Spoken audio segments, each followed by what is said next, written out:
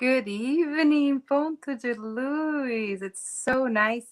Tonight we have a very special guest for our transmission. We have with us tonight Peter Hayes. It's a joy to have you here with us again, Peter, for the third time. Yes, thank you for having We're honored to have you here tonight talking about the book Action and Reaction by André Luiz. It's a bestseller, right? And Peter is the president of the Spirit Center Love and Light in New Jersey. And he's going to give us this gift of this beautiful lecture about this book that is amazing, Action and Reaction. So before we do so, let's do our beginning prayer and start the evening for the study. Dear God, we thank you for bringing us together tonight in health and to study and to learn and to vibrate in good energies for this humanity that needs, especially tonight. We ask you, Lord, for our brothers and sisters in Texas. May they receive the light and the love from us tonight. And with your permission, Lord, we start the evening with your blessings. So, Peter, thank you for joining us tonight. And for us, let's enjoy that beautiful talk tonight. Okay. Thank you. I'd like to thank Norma, Tekka, and Gustavo for all their support and all of my friends at Ponte Luz. So the book Action and Reaction by André Luiz, psychographed by Chico Xavier, is about cause and effect. It is the 9th book in the André Luiz series, and it was published in 1956. So that means that this is the 65th anniversary of this amazing book. The book opens when Andre and Ilario, who is a colleague of his who appears in many of the André Luiz books, they go to a place called the Mansion of Peace in the lower zones of the spirit world. And they go there to study cause and effect, or as Andre puts it, the karma of the Hindus. Now, the Mansion of Peace, being in the lower zones, it's described in a few different ways. It's described or compared to an actual place which they call St. Bernard's Monastery. Right now, this place is actually called Great St. Bernard Pass Hospice. It is a functioning monastery. It's also a place of lodging, so people can stay there. It's located on the border of Switzerland and Italy, and it's been there for about 1,000 years. And it originally was set up to be a place of rescue for weary travelers, because this was a dangerous place to travel in because of the weather, but also because of robberies and things like that. So the Mansion of Peace in the lower zones of the book Action and Reaction is compared to being kind of like, I'll call it St. Bernard's Monastery.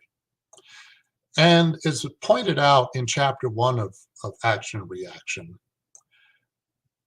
this monastery is surrounded by snow, at least in the winter. But the Mansion of Peace is not surrounded by snow, but like snow, it's surrounded by darkness because, of course, it's in the lower zones. And they call it the Mansion of Peace, but they also say that the Mansion of Peace is a little bit more like a citadel, a fortress, a castle, if you will. It is a beacon of light in what is otherwise a rather dreary place. I hate to say depressing, but nevertheless a place in which there is a lot of anxiety. And the Mansion of Peace has a very important function. It is under the jurisdiction of No Solar, which is the Astro City above Rio de Janeiro. No Solar, as I'm sure many of you are familiar with, is the first book in the André Luiz series. And the Mansion of Peace, No Solar, is near the lower zones, The Mansion of Peace is in the lower zones.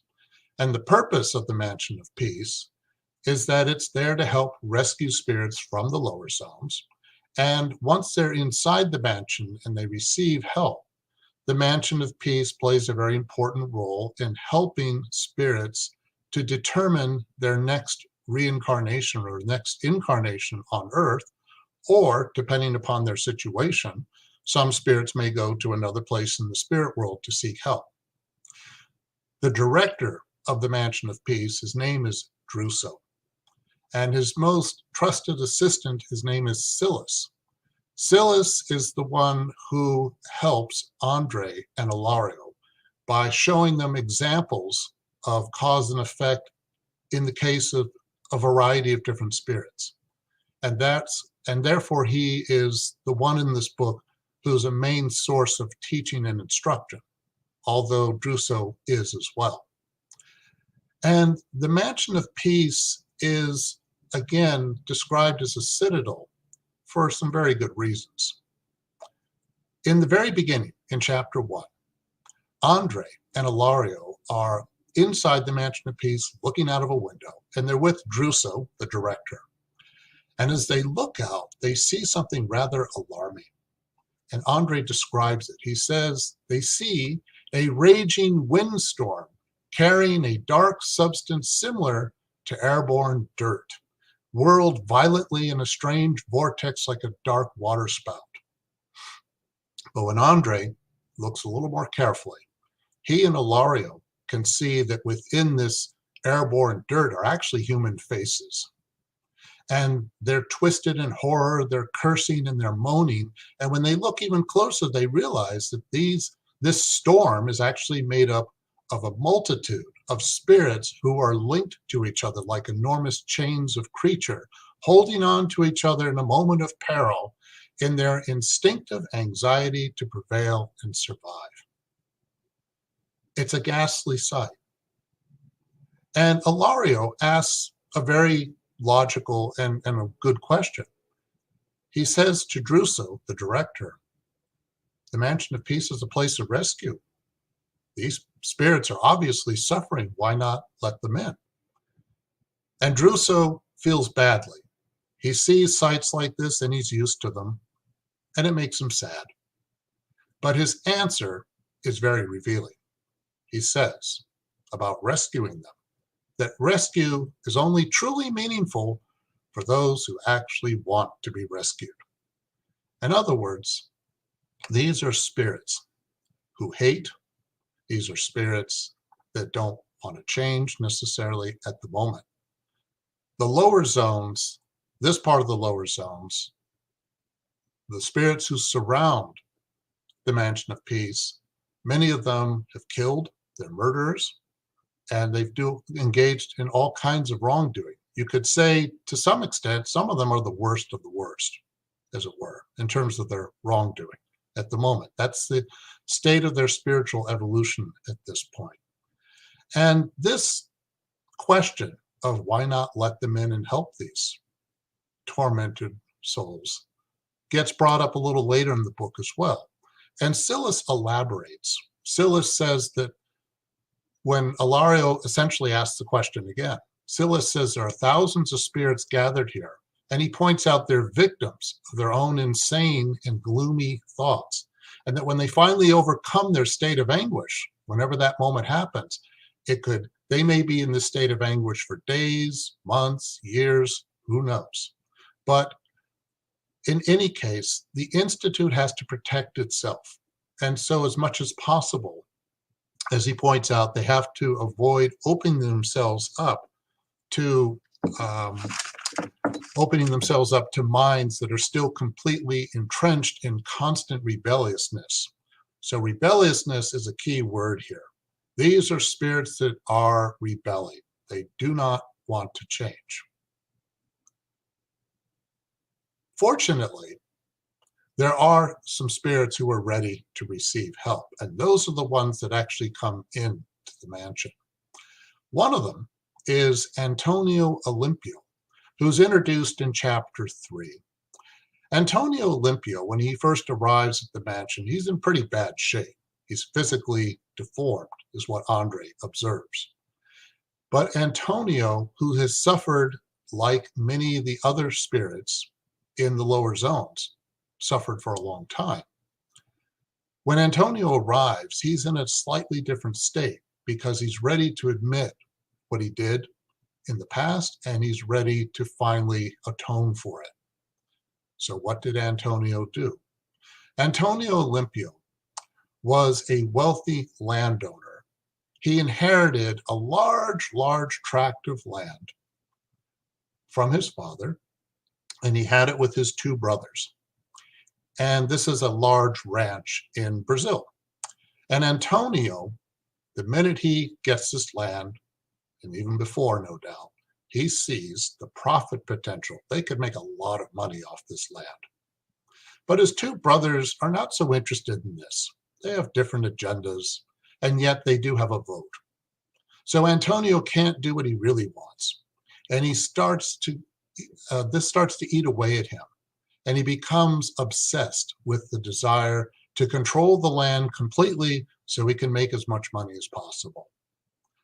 And Antonio admits when he arrives at the Mansion of Peace, I convinced myself that I could only be happy if I killed my brothers. So what does he do? Antonio says to his two brothers, you know, we haven't really surveyed our lake, and they had a huge lake on their property. So he suggests the three of them go out on a boat. But before they go out, Antonio slips tranquilizers to his two brothers. So by the time they're in the boat on the water, his two brothers feel the full effects of the tranquilizers. So they're very woozy. And then Antonio topples the boat and the three of them plunge into the water. His two brothers are too drugged up to save themselves, and they start screaming and pleading for their lives. Antonio does nothing, and he watches his two brothers drown. The moment that happens, Antonio feels a little guilty, but he's able to compartmentalize his emotions. He swims to shore. He tells the authorities there was an accident. The authorities believe this, and Antonio has the land for himself, he and his wife, Alzira. They become prominent citizens in the area, and yet Antonio's two murdered brothers are absolutely determined to get their revenge on him. And so what do? They go after his family. They go after his wife, Alzira, and they will go after their son, Luis. First, they target Alzira. After some time goes by, Alzira becomes incredibly sick.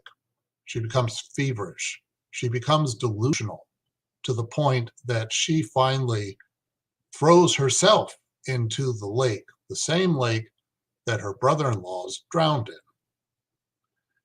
Antonio, again, can sort of rationalize and go on with his life, but at the same time, he's feeling the effects of his brother's hatred without really understanding what's going on. But at one point, he begins to suspect that maybe they're around, his two brothers, and maybe they're after him. Something just kind of makes him think that. Well, Antonio finally disincarnates. And the minute he disincarnates, his two brothers are waiting for him. They beat him up, they torment him, they take him to a cave. And what happens is that Antonio becomes trapped in his own thoughts. And all he can do in the spirit world is relive the moment he killed his brothers over and over and over and over and over again, because that's exactly what his two brothers want, is to torment him as much as they possibly can. Then they go after Luis, who's incarnate on Earth. He now owns all of the property, but Luis is surrounded by miser spirits brought in by the two brothers, and Luis is kind of deteriorating bit by bit. And he is fixated on wealth himself. So all of this is going on. Now, when Andre first sees Antonio Olympio in chapter 3, when Antonio Olympio first arrives at the Mansion of Peace, he looks physically deformed, which I mentioned before. Andre observes him, and Druso points out that he is suffering from paraspiritual trauma. So his paraspirit is damaged. And I'm just going to take a quick moment and go through a basic Spiritist 101 type question, which is, what is the paraspirit? The paraspirit, which is certainly talked about in the Spirits book among many other sources, is it is a semi-material substance, and it is the innermost envelope that unites the spirit and the soul with the body. So it unites the spirit with the body. And the paraspirit receives signals from the mind and then passes it on to the body. That's what we're told in the codification and Andre Louis' books and so forth. Our actions, our behaviors, our thoughts, whatever they may be, can be marked on the paraspirit. If we commit a terrible act of some kind, our paraspirit can be marked. If we commit suicide, God forbid, our paraspirit can be marked. And then it has to be worked through reincarnation, the process of reincarnation, and so forth. I'm not going to say too much more about the paraspirit, but roughly 10 days ago, on the YouTube channel for the U.S. Spiritist Federation, Dr. Sonia did a wonderful presentation about the paraspirit. So I would encourage all of you to check out that presentation if you haven't already. She talks about other sources from the Andre Louis books, like Evolution in Two Worlds, Between Heaven and Earth, and so forth. And there's more information there on the paraspirit. So at this point, one of the things that is brought out in Action and Reaction is that Silas is pointing out that thought and the way thought works is very powerful indeed. And at one point he says, we aren't even close to understanding all the creative and agglutinative power contained in pure simple thought. And that is why we must do all we can to free human beings from all the disturbing expressions of their inner life. So Silas, as the assistant of Mansion of Peace, as someone who does a lot of good and helps a lot of troubled spirits, he's pointing out that these spirits that arrive at the Mansion of Peace, like Antonio Olympio, he's just one of several examples, his thoughts are so intense that they are they trap the spirits. And he goes on to elaborate that this is one of the things that they at the Mansion of Peace have to contend with. In elaborating further, Silas says that when we dwell on voice or darkness, the more we have negative thoughts, for example, depending upon what the thoughts are, the mental forces, we start to exteriorize these mental forces, and then they come back to us. And these are forces that just kind of take on a life of their own. And they, as he says, they reanimate, they can become intensified. And the more we put out certain thoughts, especially in the spirit world, we attract other spirits with similar thoughts or intentions. So we can get, it's really a question of what do we get in attune with? And this is one of the premises of the book Heaven and Hell as part of the codification, which is elaborated or is hinted at in this comment from Silas. He says, we reinforce the bars of the prison in which we thoughtlessly remain, making our soul a closed world, where the voices and images of our own thoughts combine with the suggestions of those who are in tune with our behavior, thereby imposing reoccurrent hallucinations on us and temporarily neutralizing our senses. So as I just mentioned, that's one of the themes of the book Heaven and Hell in the Codification by Allan Kardec. It's also exactly what's going on with Antonio Olympio. Antonio Olympio becomes fixated on a number of things, but one of them was the greed he had to own all the land, but also the fact that he killed his two brothers, and he has to relive that moment again and again and again, because part of him does feel guilty, and then his brothers connect to that guilt and they use it against him.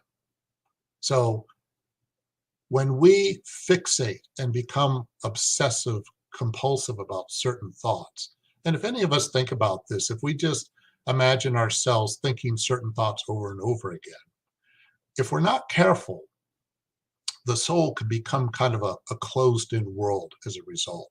And this is the challenge, as explained by Silas. It's the challenge that they have to contend with at the Mansion of Peace. And this particular situation is really part of one of the major themes of the book Action and Reaction, which is the ways in which our actions, our thoughts, intentions attract energies of the same kind. Now, depending upon what those actions, thoughts, and intentions are, it can be a path to liberation, or we may be entrapping ourselves. And this also touches on one of the major links or connections in the book Action and Reaction, which is that there is a relationship between karma, as it's understood in Hinduism, and cause and effect, as it's described in Action and Reaction by the examples that are given. I don't have time to begin to go through other examples, or too many, but there are several in the book. I'm going to spend just a little bit of time talking about karma as it's understood in Hinduism. So I'm going to go to some non-spiritist sources for just a little bit. One of these books offers a really wonderful image about the way souls are. It describes souls as being like bubbles in boiling water. And if we imagine the soul at the bottom of a kettle of boiling water, the soul in its earliest stages, when it's less evolved, and then as the soul rises up through the warm water is like a metaphor of the universe, until eventually the soul reaches the top, and then it bursts or expands, if you will, which is like an expansion of consciousness. Again, this is more of a Hindu perspective.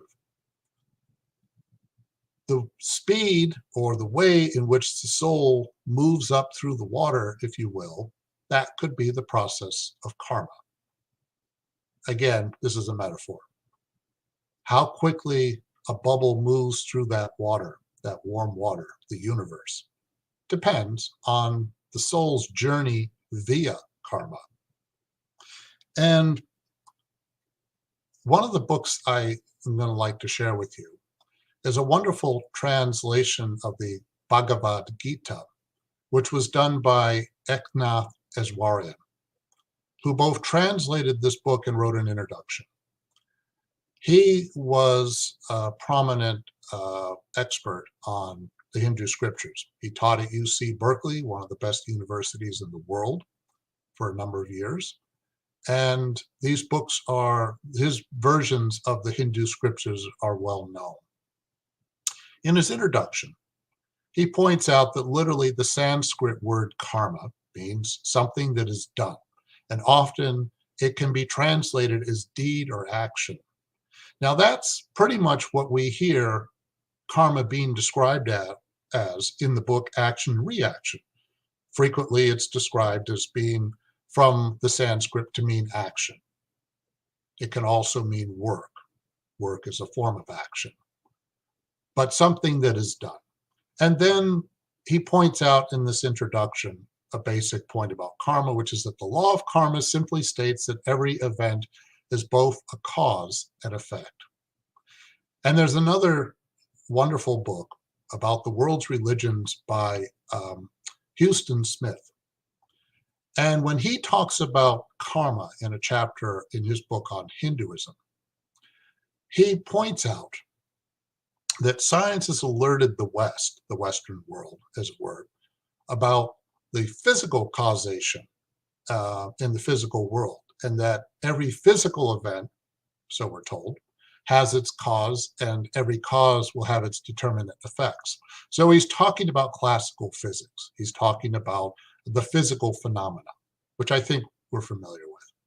But then he also makes a wonderful connection. He says, India extends this concept of causation to include moral and spiritual life as well.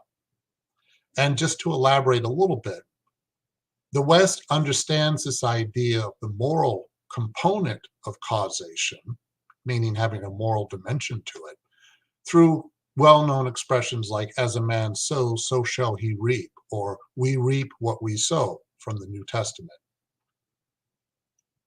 Then he also shares a proverb. It's apparently a Chinese proverb. I don't know that anyone really knows who wrote this. Sometimes it's attributed to Ralph Waldo Emerson, but I don't believe that's really correct. In fact, I don't think nobody knows for sure who wrote this, but it's a wonderful little proverb.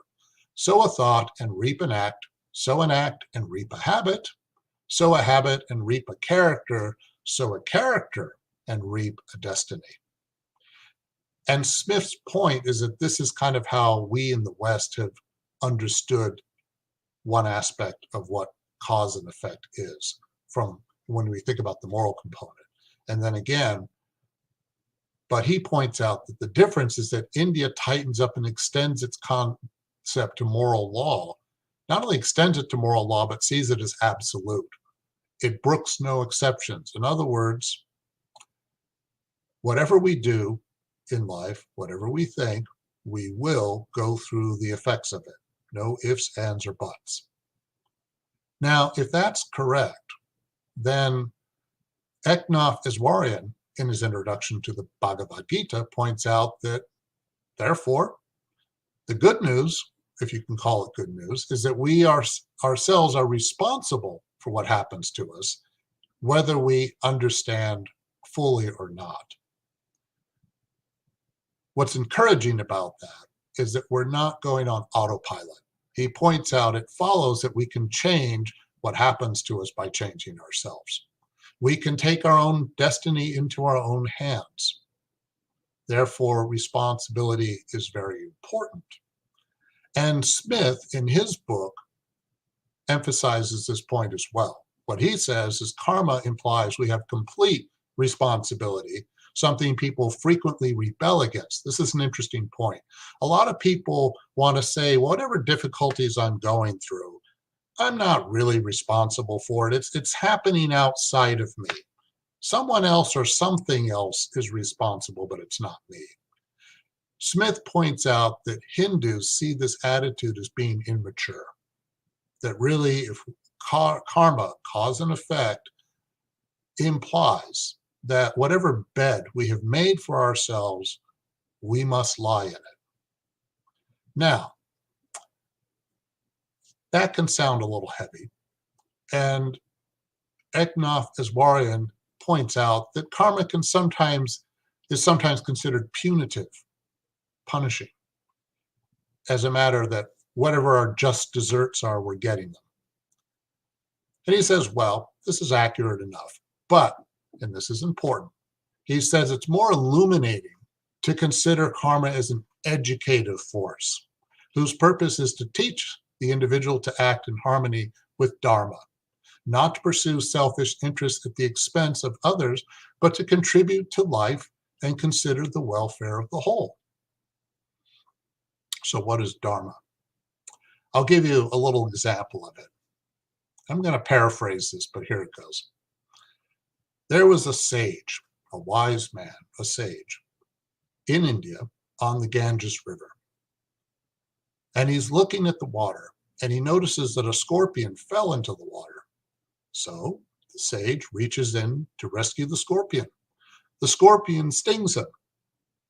The sage drops the scorpion into the water. Then the sage decides to reach in again to save the scorpion, to rescue it. And again, the scorpion stings the sage. Now there's a bystander looking at this and saying, sir, teacher, the scorpion is only going to sting you. Why do you keep trying to rescue the scorpion? And the sage replies, it is the scorpion's dharma to sting. It is a human being's dharma to rescue. In other words, dharma is our nature. What is our real nature? Now, obviously, we human beings can be mighty selfish. We can be very self-centered. Put very simply, many of the biggest problems that humanity goes through, and I think we've been reminded of this lately, is what happens when we are too selfish. But are we meant to be selfish in perpetuity? No. We're meant to not pursue self-interest at the expense of others, but to contribute to life and consider the welfare of the whole. As we evolve spiritually, that's the direction we're heading in. And that's why, as Eknath Iswarian says, when we think about cause and effect, karma, which can sound very punishing, it's more illuminating when we think of life as being like a school. And that in school, like life, we can learn, we can graduate, we can maybe skip a grade, or we can stay behind. It's up to us. Once we gain more awareness, then it's more up to us. And he says that as long as the debt of karma remains, however, a person has to keep coming back for further education. And that is the basis of samsara, which is the cycle of birth and death. Now, I'm assuming many of you watching this are spiritists and you've been studying for a while. Does a lot of this sound familiar? It should, because this is a lot of what Spiritism talks about in terms of cause and effect, the reason we incarnate, the reason we have reincarnation. One way to think about how to describe Spiritism could be this. Spiritism is a blend of Christianity and Hinduism. And in this book, Action Reaction, which is in part demonstrating that, we see that life is like a school. Life is an opportunity. Whatever we go through in life, we can complain about it, or we can see it as an opportunity.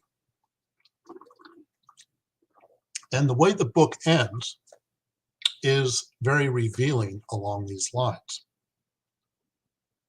As I mentioned to you near the beginning, the director of the Mansion of Peace is Druso, and his leading assistant is Silas, who teaches Andre and Ilario by showing them several cases of spirits going through the consequences of their prior actions and thoughts and so forth. But there's one little thing that I haven't shared with you yet, which is one of the climaxes of the book. Now, maybe you know this if you've read the book, but if you haven't, I apologize. I'm going to do a big fat spoiler alert. And I would say you could plug your ears at this point, but then you'll miss some important points. So just forgive me. Here's the big revelation. Druso is Silas's father. Now, we don't know this until near the very end of the book. But the fact that that is the real relationship between this director and assistant is revealing for a number of reasons. So why does this revelation come out in the first place? Well, first of all, Druso and Silas. Druso is a very dedicated director. He's a hands-on kind of director. In other words, he's the kind of guy who gets down into the trenches. He counsels spirits as they're arriving from the lower zones. He talks to them. He spends time with them. He's not afraid to do everything. He is not some director sitting in his Ivy League office in the upper echelons of the Mansion of Peace, who's sort of delegates work to others. Not at all. He gets involved. And Silas is the same way. Silas does a lot of good. we see several examples of him helping spirits, especially ones that incarnated back on Earth, who came from the Mansion of Peace, who are often in trouble. And he goes in to try to help, and Andre and Ilario accompany him. And one of the examples of this is when Silas helps the family of Antonio Olimpio. Again, Antonio Olimpio was the wealthy Brazilian landowner who murdered his two brothers. And the way Silas does this, it happens in a couple of ways.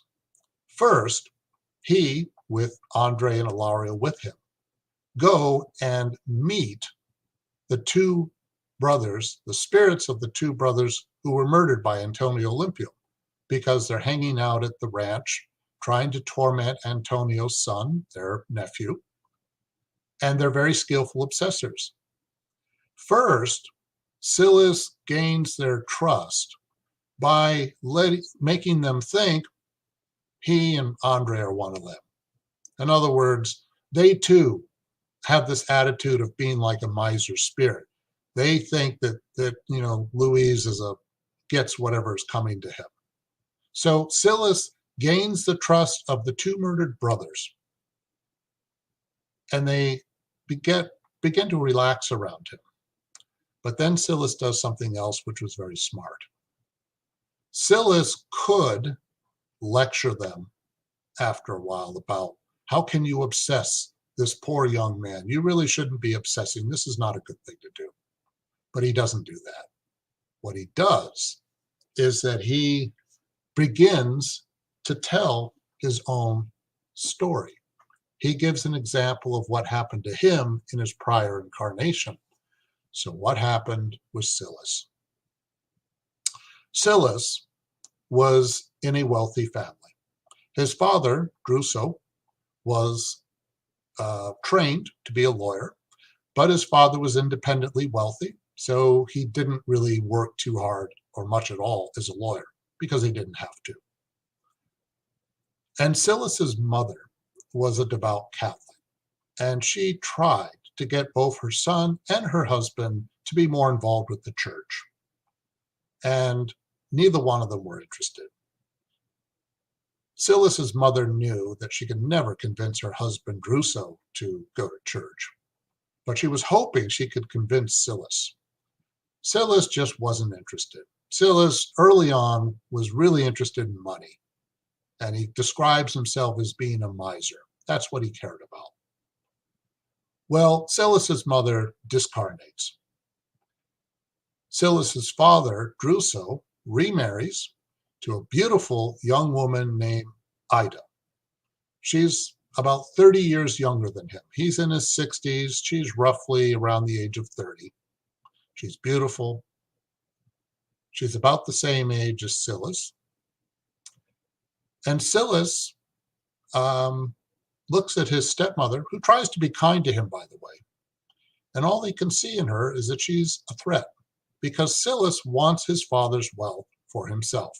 And now he's married this young woman, and he tried to advise his father, Druso, not to do this, but Druso did it anyways. And now Silas sees his stepmother, Ida, as a problem. So what does he do? Well, he thinks about maybe killing her, but then he doesn't really want to do that. But then the opportunity presents itself. And what he does is he accompanies his stepmother and he meets her cousin. Her cousin is this charismatic guy, a womanizer, who happens to be attracted to his sister, Ida. And before she married Druso, he was trying to court her. So Silas sees an opportunity. Silas does everything humanly possible to make sure that his stepmother and her cousin spend as much time with each other as they possibly can. And this goes on for about a year, until finally she gives in to her cousin's advances, and they start having an affair. And the minute that happens, Silas decides to tell his father. His stepmother and her lover, her cousin, are in bed together in the same house as Druso, Silas goes to his father, who now is in bad health and is not doing well. And Silas tells his father what his wife is doing at this very moment. And his father doesn't believe him. So Silas says, well, come join me. And so Druso, Silas's father, discovers his wife in bed with her cousin. Naturally, he's very upset. The cousin runs off, and Ida, his wife, is upset. She tries to rationalize it to some extent, but she was caught. And she retreats to her room, where she becomes depressed and upset. 2 weeks later, she's dead. Druso will discarnate not too long after that. But before he goes, he confesses to his son Silas that the reason Ida died is because he was poisoning her for 2 weeks. And so Ida discarnated. At this point, Silas finally has his father's wealth, but he feels horrible. He becomes unhappy. He's an example of someone who wanted something so badly that when he finally got it, and because of the way he got it, it just wasn't the same. He was not happy. He was miserable. He goes off to Europe. He tries to, enjoy his wealth and all that, but he isn't really happy. And he gives in to some of his physical impulses. He doesn't take good care of his health. And one day when he's back in Brazil and he's staying with some friends, acquaintances, he accidentally takes arsenic by mistake and poisons himself. So he does to himself by accident the same thing that was done to his stepmother on purpose. And then his friends think, well, he was pretty unhappy. He seemed depressed. He must have committed suicide. Silas then goes on to tell the spirits of the brothers of Antonio Olympio, who are listening to this story that I'm telling you, that he suffered in the spirit world. He lived with the consequences of having done this to his stepmother, the guilt, the thoughts playing over and over and over again. And then finally he was rescued by his father, who was himself rescued by friends. And they both wound up at the Mansion of Peace. But both of them were really committed to trying to pay off their debts and to make amends for the past. And so they work at the Mansion of Peace. They become promoted to the positions they're in. Druso is the director, Silas is the assistant. And then at the end of the book, Action and Reaction, there's the revelation that Silas has been hoping for, which he does mention early on in the book, or at least when he talks about his own story, which is that one day a spirit shows up from the lower zones. Druso is there to comfort her. Silas is there. And the spirit turns out to be Ida, Druso's second wife, whom he murdered. Druso and Silas are overjoyed. They finally, they've been wanting this for a long time. They get to reconnect with Ida. They finally found her in the lower zones. She was brought into the Mansion of Peace. Now, what is this going to mean? Well, Ida felt terribly about betraying her husband, Druso. And of course, Druso feels terrible about the way he got his revenge on her and so forth. So what is explained is that they're going to go back together as a family. Druso and his first wife, the woman who is a devout Catholic, are going to marry again. And then later on, Silas and Ida will be their son and daughter.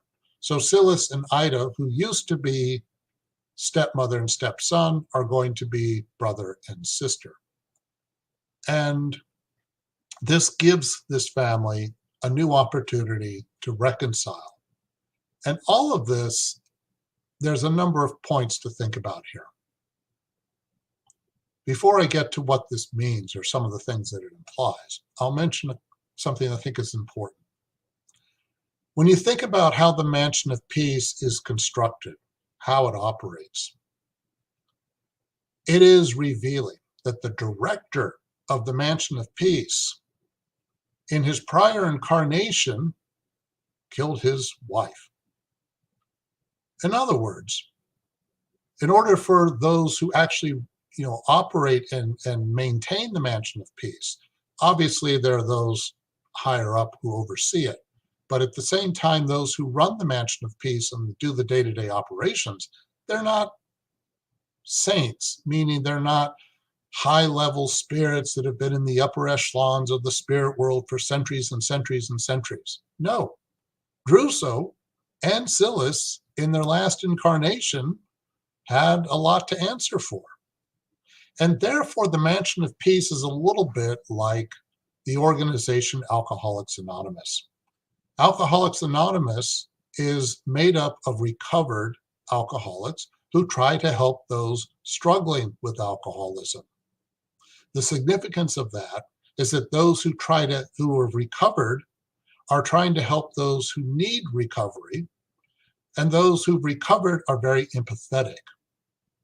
Druso and Silas have a lot of compassion for those spirits in the lower zones, especially the ones they can't help, because they've been there, and they were there not too long ago.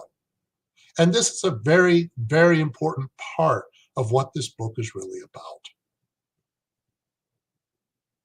Also, the fact that Druso and Silas reconnect with Ida, there's a planned reincarnation for this family to continue, to work out the debts they've acquired with each other.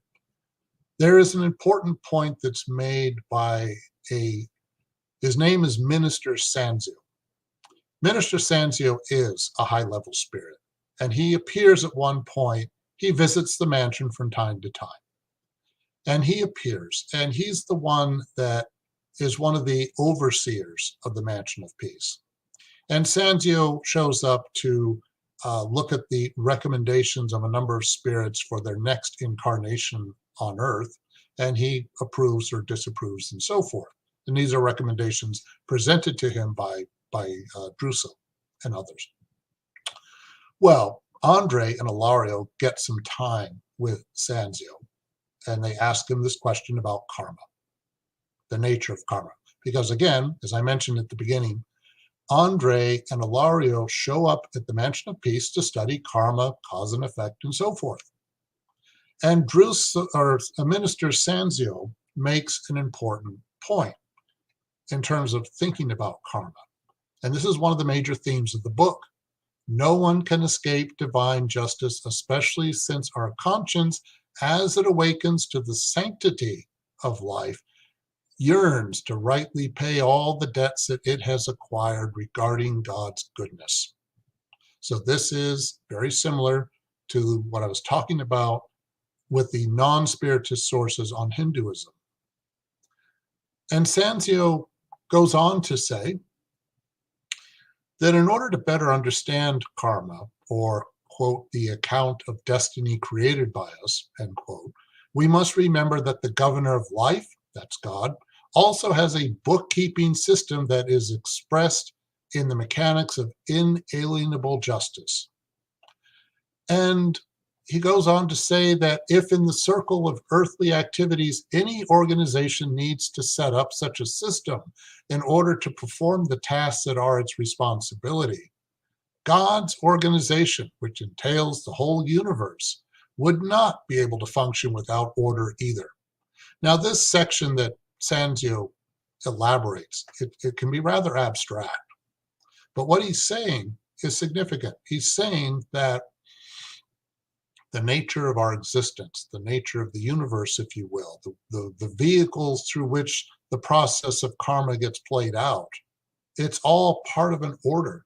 There is a structure to it. It's not just put together haphazardly. And if you know the book, for instance, No Solar, Our Home, you know that there's an astro city in the spirit world, and there's all these departments and ministries of, this and that. And the point is, there is a very, very much an organization to it all, a structure to it all. And that this is important in order for the process of spiritual development to actually work in the first place. And he goes on to say, Minister Sanzio does, that when it comes to the law of cause and effect, it is essential not to forget that everything in life, from the remotest constellations to the tiniest subatomic particle, belongs to God, whose unfathomable designs can change, renew, destroy, or rebuild everything that has been made. So everything belongs to God. And because of that, as he says, we are merely using what God has given us. That is the treasures we've received from God. But we're not passive users of what God has given us. We do have to take some responsibility for our actions, for our behaviors, as soon as we possess a little discernment. I like how Minister Sanzio puts it. We get a little discernment, therefore we get a little more responsibility. And it's kind of a casual sounding way of putting it, but it's very significant. As I'm sure many of you know, the more advanced we become, the more responsibility we have, which sometimes can make us go, ugh, but that's how it is.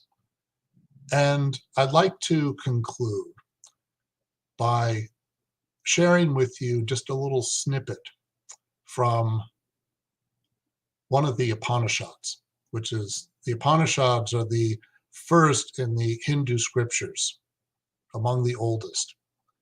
And I like this one.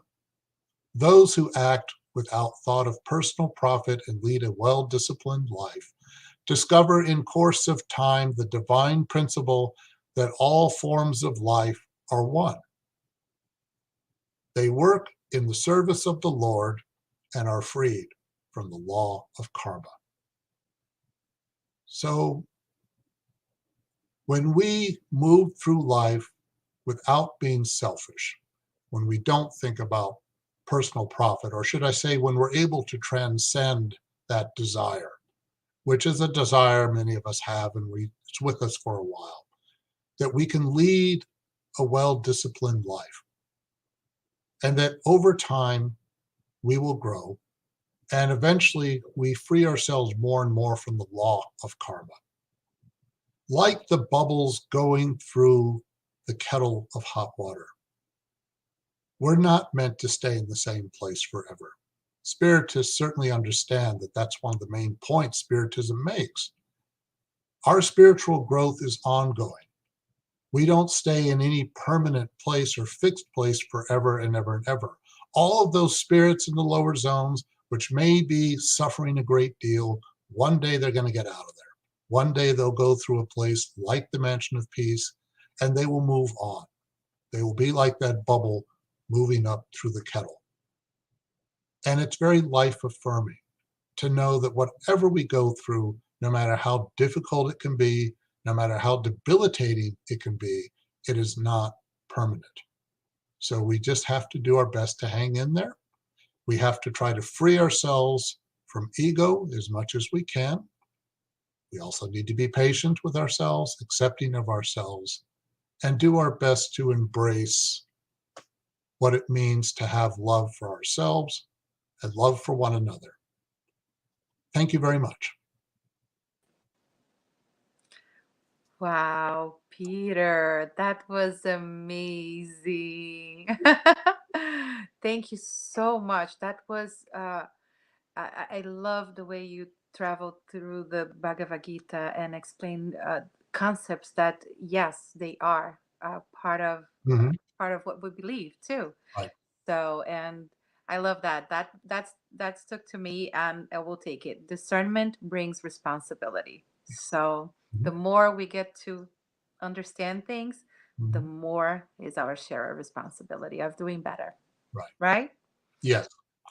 Loved it. Because we may not like that sometimes, but yes. Yes. And what you just said at the end, very important. We need to hang in there, and nothing is permanent. Everything, this too shall pass, right? So, You shall pass. yes, Right. absolutely. That was beautiful. Thank you so much. Thank you. And I'm already looking forward to our next one. Okay. And with our hearts filled with gratitude, we're going to end this beautiful evening. Thank you, Peter, with our final prayer. Okay. And thank God for this moment together.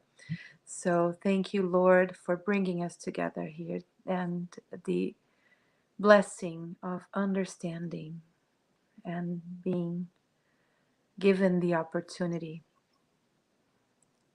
of sharing, learning, and uniting in energies. And we thank you, Lord.